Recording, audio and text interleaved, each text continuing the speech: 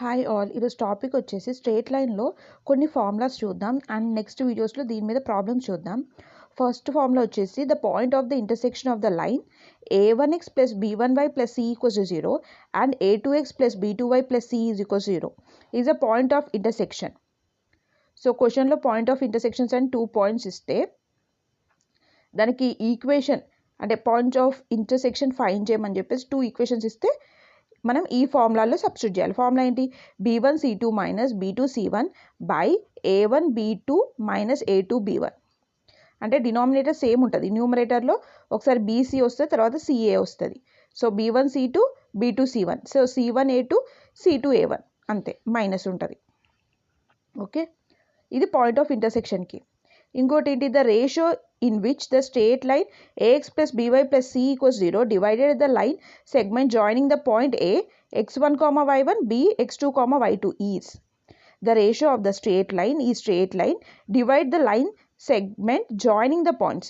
Divide చేసినప్పుడు అంటే మనకి ఈక్వేషన్ ఏంటి? రేషియో ఏంటి? l by m is equals to minus of a x1 plus b y1 plus c by a x2 plus b y2 plus c.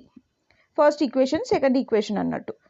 ఆ ratio అంటే l by m is equals to minus of a x1 plus b y1 plus c by a x2 plus b y2 plus c. The ratio x-axis divides the line segment joining a x1 comma y1 and b x2 comma y2 is. The ratio of x-axis dividing line segment joining 2 points. ఇంత ముందుకేమో 2 equations ఇచ్చాడు, అక్కడ కూడా మనకి ratio అన్నాడు. Ratio అంటే l by m అని ఇచ్చాం కదా, అదే l is to m is equals to ఏంటి? Minus y1 is to y2. So 2 points ఇస్తే ఇది ఈక్వేషన్. ఇప్పుడు ద రేషియో y యాక్సిస్, ఇది x యాక్సిస్ డివైడ్ చేస్తే ఇక్కడ y1 y2 వస్తుంది. అదే y యాక్సిస్ డివైడ్ చేస్తే మైనస్ x1 x2 వస్తుంది. అర్థమైంది కదా? అంటే x యాక్సిస్ డివైడ్ అయితే y1 y2 వస్తుంది, y యాక్సిస్ అయితే ఆపోజిట్ ఏంటి? x1 x2 వస్తుంది. Next, the condition for 3 lines, ఈ 3 లైన్స్ ఉన్నాయి, ఆర్ కాంకరెంట్. 3 లైన్స్ కాంకరెంట్ అంటే 3 ఈక్వేషన్స్ కాంకరెంట్ అంటే మనకేం చేస్తాం? a1 a2 a3 b1 b2 b3 c1 c2 c3 is equals to 0. అంటే mode of all this 3 a1 a2 a3 b1 b2 b3 c1 c2 c3 is equals to 0. అది concurrent అంటే. The point of intersection of any 2 points satisfy the given equation are said to be concurrent.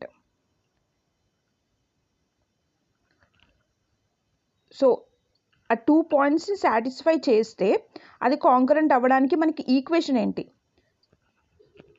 The family of concurrent line L1 is equals to 0 and L2 equals to 0 అయితే L1 plus K L2 is equals to 0. So ఇలా find చేయాలి. ఏమన్నా next వీడియోలో మనం questions చూద్దాం. ఇప్పుడైతే ఈ formulas చూసారు కదా, ఈ ఫార్ములాస్ మీద ఎలా ప్రాబ్లమ్స్ క్వశ్చన్స్ వస్తాయి, మనం ఎలా సాల్వ్ చేయాలో చూద్దాం నెక్స్ట్ వీడియోలో. ఏమైనా డౌట్స్ ఉంటే కామెంట్ సెక్షన్లో పోస్ట్ చేయండి. Thank you for watching.